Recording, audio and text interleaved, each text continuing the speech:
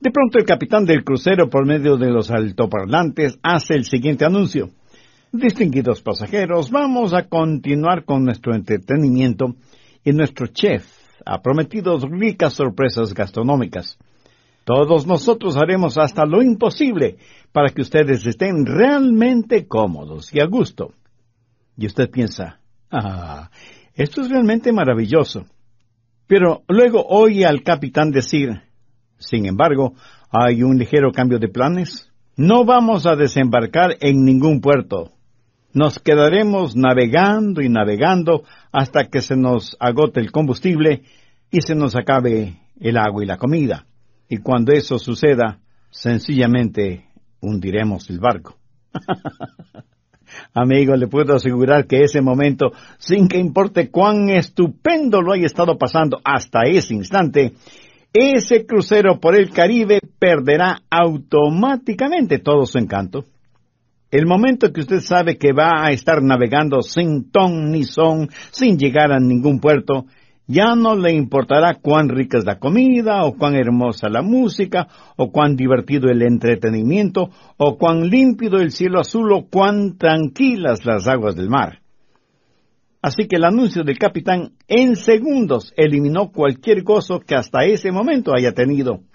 Se podría decir que el gozo del presente no elimina la realidad de que hay esperanza para el futuro. Veamos esto desde otro ángulo. Suponga que usted está en el hospital, sufre de intensos e insoportables dolores, y viene el doctor y le dice, mi amigo, le tengo buenas noticias. Aunque sus dolores continuarán por un tiempito más y todavía no podrá regresar a casa, la causa de su dolencia ha sido eliminada, y en unos pocos días más estará muy bien. Y desde ese momento será la esperanza la que le anime y le sustente. Ahora escúcheme. Vivimos en un mundo en donde mucha gente no tiene ninguna esperanza. Y no importa cuánto gocen, o cuántas cosas materiales posean, o cuán importantes e influyentes sean, si es que no tienen ninguna esperanza, son las personas más infelices del mundo. Pero si usted experimenta dificultades y pruebas, pero tiene lo que la Biblia llama la bendita esperanza, entonces usted saldrá adelante. Y eso es precisamente lo que Judas nos está dando en estos dos últimos versículos. Hasta ahora Judas ha pintado más bien un cuadro sombrío, pero gracias a Dios que al finalizar su epístola pinta un hermoso arco iris de esperanza sobre la oscura tempestad anterior. Y nos dice que como hijos de Dios podemos tener la bendita esperanza de que lo lograremos.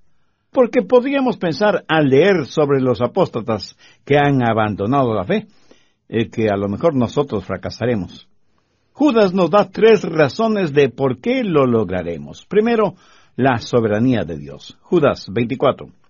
Y aquel que es poderoso para guardaros sin caída. Aquí el apóstol está hablando de Jesucristo. En el verso 25 dice, al único y sabio Dios, nuestro Salvador, sea gloria y majestad, imperio y potencia, ahora y por todos los siglos. Amén. Todo esto hace referencia a la soberanía de Dios. La palabra soberanía no es una palabra que se use con frecuencia en nuestro hablar cotidiano.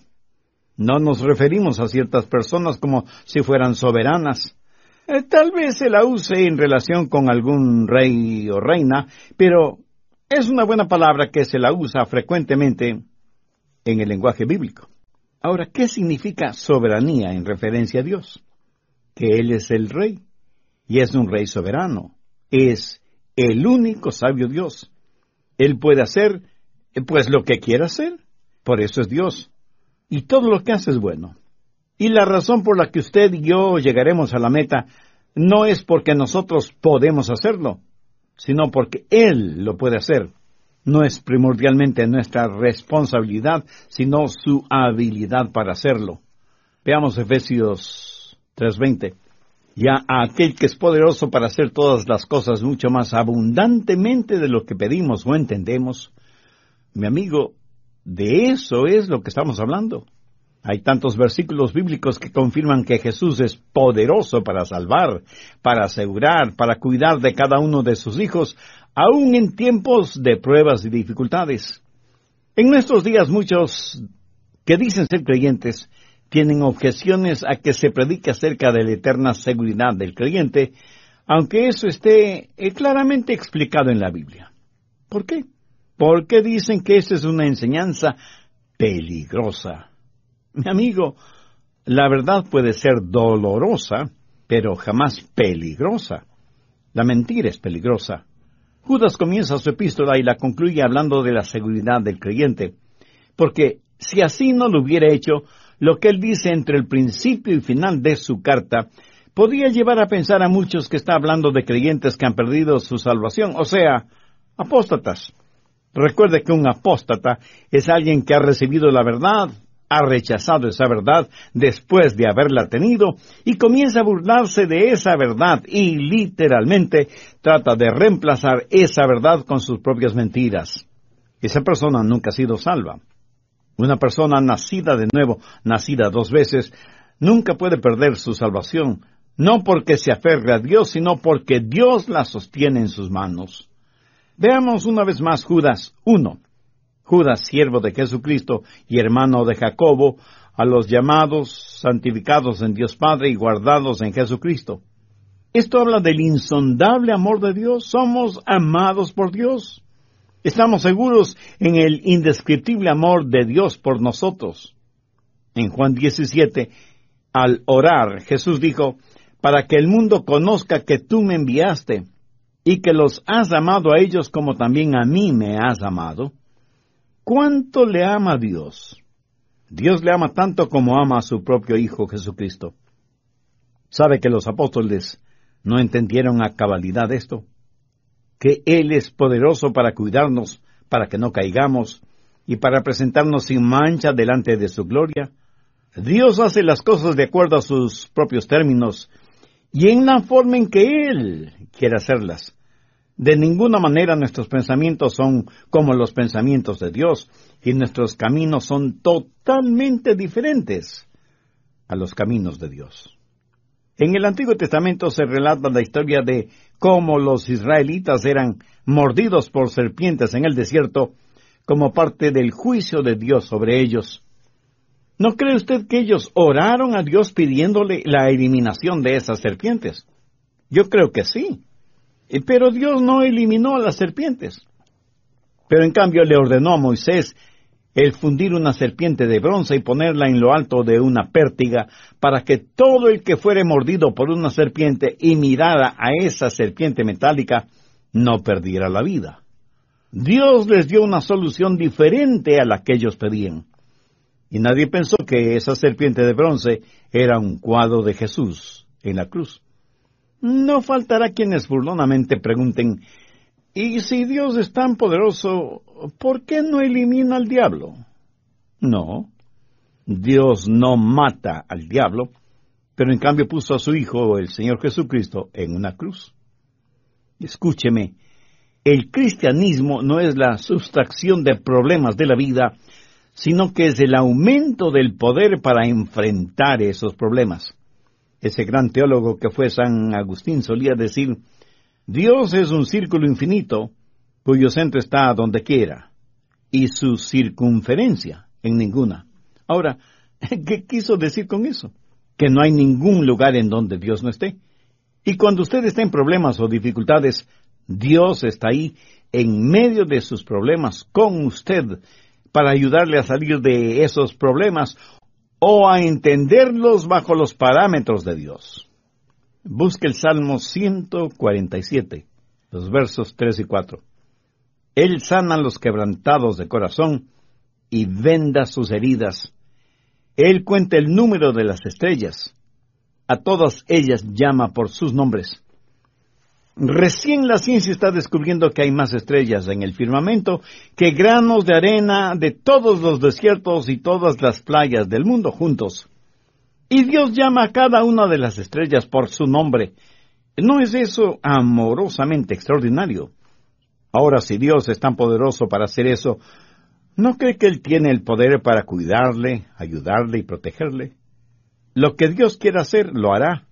No por lo que nosotros somos, sino por quien Él es y por lo que Él ha prometido. Segundo, la seguridad de los santos. Judas 24.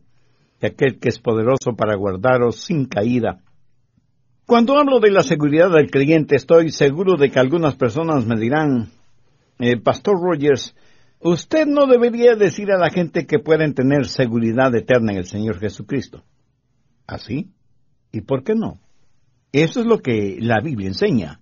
Y me dirán, pero pastor, es peligroso decirle a la gente que tiene seguridad eterna, porque si tienen esa seguridad eterna seguirán pecando porque no pueden perder su salvación.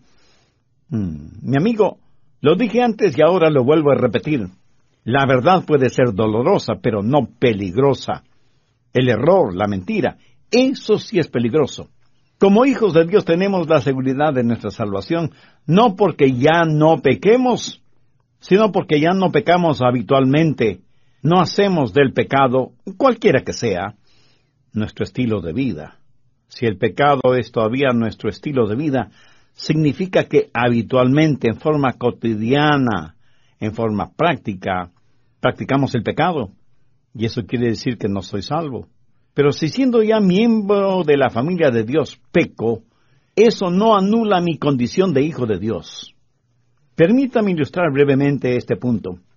En Lucas 15 tenemos la famosa parábola del hijo pródigo, ese joven rebelde que se fue a un país lejano y dilapidó su herencia. ¿Dejó de ser hijo de su padre debido a su pecado?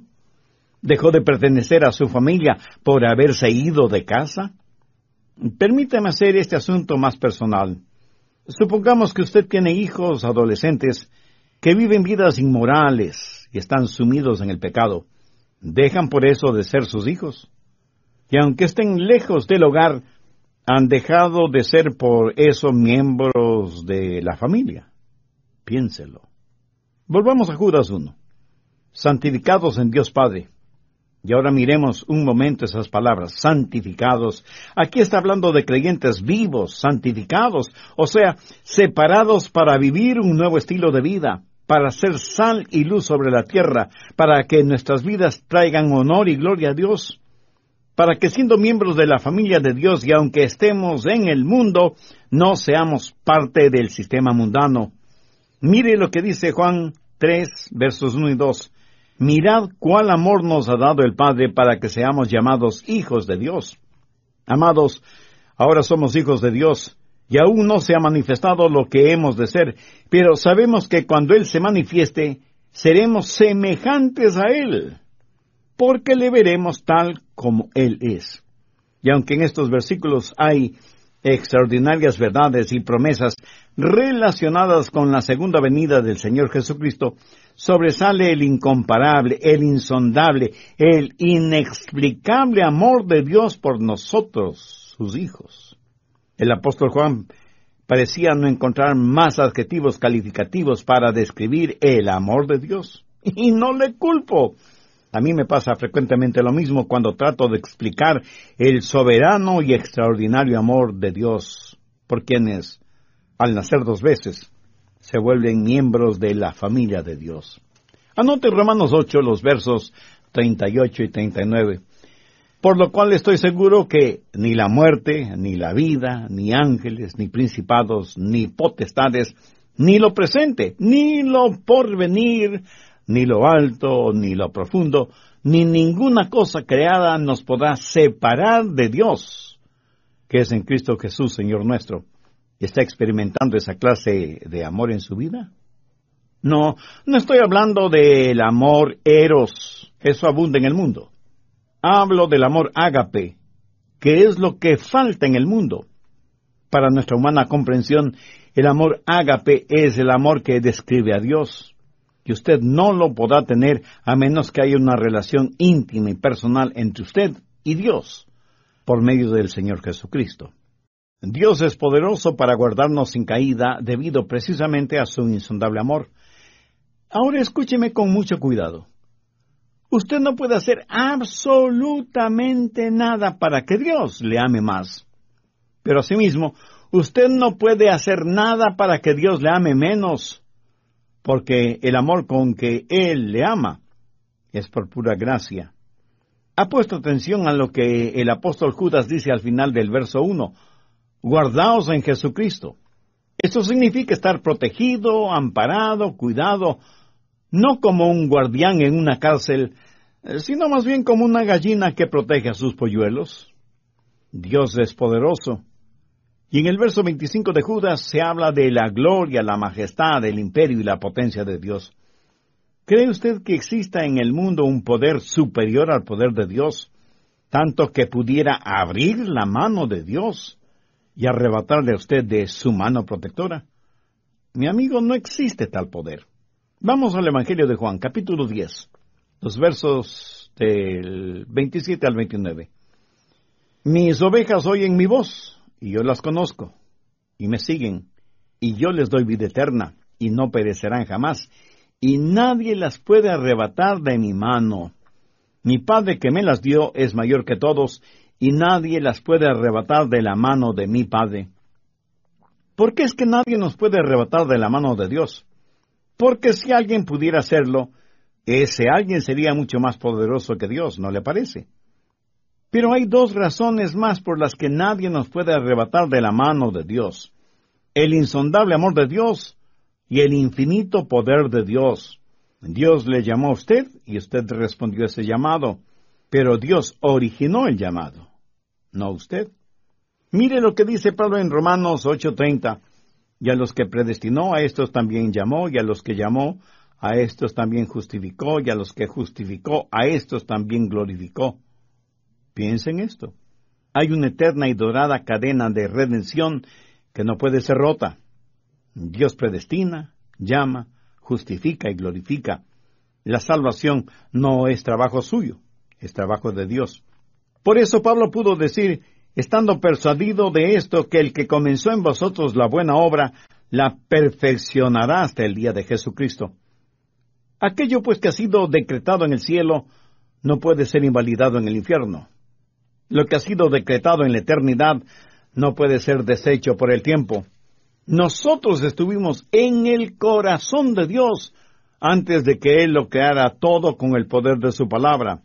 Él nos llamó, y nosotros escuchamos su voz, y respondimos a su llamado. Ahora, cuando usted pone esas tres cosas juntas, descubrirá que cordón de tres dobleces no se rompe pronto. Y es la razón por la que estamos seguros y por qué Él es poderoso para guardarnos sin caída. Primero, su insondable amor. Segundo, su infinito poder. Tercero, su propósito eterno. Y eso, mi amigo, significa seguridad. Y alguien me preguntará, pastor, ¿eso quiere decir que no volveré a pecar o que no cometeré errores? No, de ninguna manera significa eso. Lo que significa es que ningún pecado nos podrá separar del amor de Dios. Estoy seguro que Noé se cayó muchas veces estando en el arca, pero nunca se cayó fuera del arca. Porque cuando él y su familia entraron en el arca, Dios mismo cerró y selló la puerta. Y la Biblia dice que después de que hemos creído, somos sellados con el Espíritu Santo de la promesa. Amén. Bendito sea Dios por eso.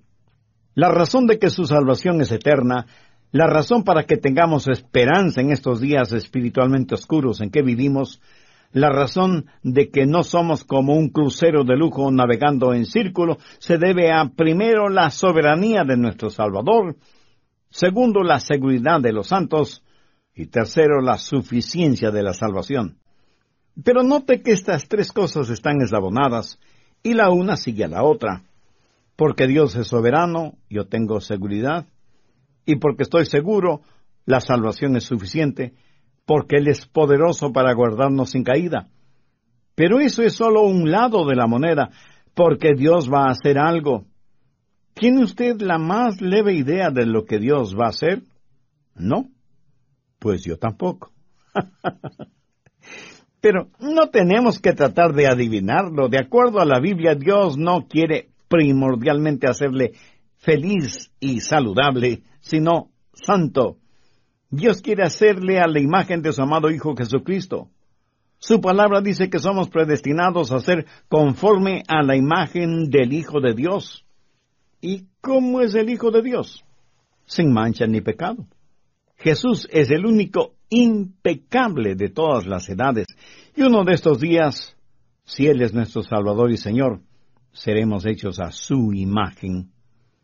Recuerda que los sacrificios presentados a Dios debían ser sin mancha ni contaminación de ninguna naturaleza.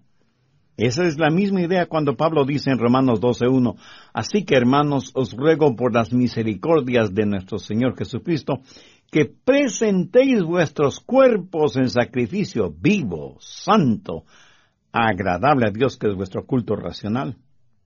¿Lo entiende? Ninguna cosa impura o manchada puede ser presentada a Dios como sacrificio. ¿Se puede imaginar el ser puro como Jesucristo lo fue? ¿Sabe que un día lo será? Un día usted será presentado a Él sin mancha, sin ninguna mancha. ¿A qué me refiero? Pues me refiero al rapto de la iglesia. Al tiempo de la segunda venida del Señor Jesucristo, cuando seremos cambiados, transformados. Ahora no somos sin pecado, pero ciertísimamente llegará el día cuando Él nos presentará como miembros de su novia, la iglesia, y en un abrir y cerrar de ojos seremos cambiados, seremos hechos puros, seremos sin mancha ni pecado, y seremos transformados como Él. En el proceso de su salvación hay 3 etapas muy importantes. Primera, cuando usted se salva, inmediatamente es justificado en el Espíritu y Dios comienza a trabajar en usted. Segunda, usted es progresivamente santificado en su alma. Y tercera, después de la segunda venida de Cristo, usted será glorificado en su cuerpo. Ese momento, el último vestigio de fracaso será eliminado de nuestra vida para que podamos ser presentados sin mancha ni pecado delante del trono. Y eso es lo que va a suceder tal vez más pronto de lo que nos imaginamos. Somos la iglesia, la novia de Cristo, que un día será presentada al novio. Cristo, el novio, ama a su novia, la iglesia, y la ama tanto que dio su propia vida por ella. Y de eso habla el apóstol Pablo cuando en Efesios 5 dice, Cristo amó a la iglesia y se entregó a sí mismo por ella, para santificarla, habiéndola purificado en el lavamiento del agua por la palabra, a fin de presentársela a sí mismo una iglesia gloriosa, que no tuviese mancha, ni arruga, ni cosa semejante, sino que fuese santa y sin mancha. ¿Se puede imaginar lo que será esa boda? Permítame contarle cómo se desarrollaba una boda oriental a la antigua. Primero se efectuaba la propuesta por parte del novio. Iba a la casa de la novia, en donde la cortejaba y le proponía matrimonio. Luego de la propuesta venía la compra. Prácticamente el novio compraba a la novia. Para esto, el novio había estado ahorrando por largo tiempo y negociaba con el padre de la novia sobre el precio. Después de haberse puesto de acuerdo con el padre de la novia en cuanto al precio, el novio y el futuro suegro bebían de una sola copa, que había sido bendecida. Y luego novio y novia bebían de la misma copa. Ahora el matrimonio como tal no había sido consumado, pero para todo propósito práctico, la novia ya le pertenecía al novio. A partir de ese momento, si ella salía o era vista con otro hombre, se consideraba que ella había sido infiel, aunque ella y su novio o esposo no habían estado juntos ni por un segundo como marido y mujer para comenzar su vida matrimonial. El novio regresaría a la casa de sus padres para preparar un lugar para vivir con su novia esposa. Al despedirse de ella le diría, voy a preparar un lugar para ti y regresaré para que estés conmigo para siempre. Si el padre del novio era afluente, prepararía un lugar especial para su hijo y su esposa. Mientras tanto, la novia esposa comenzaría a coser ropas especiales y a preparar todo para su boda, porque las bodas orientales eran totalmente diferentes a nuestras bodas occidentales.